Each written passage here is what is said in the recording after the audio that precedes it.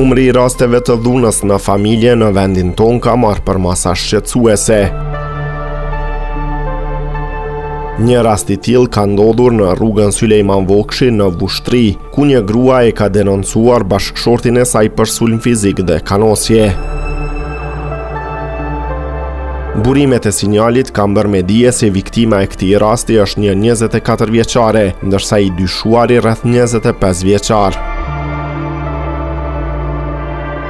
Viktima ka dhënë deklaratën e saj në polici, ku gjatë intervistimit ka thënë se bashkëshorti e ka sulmuar fizikisht dhe më pas e ka kërcënuar të mos I tregonte askujt.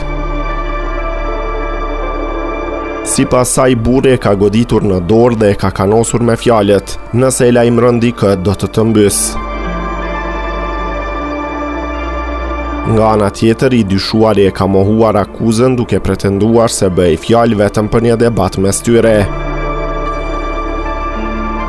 Rasti është trajtuar nga hetuesit e dhunës në familje dhe në lidhje me këtë ngjarje është informuar edhe prokurori.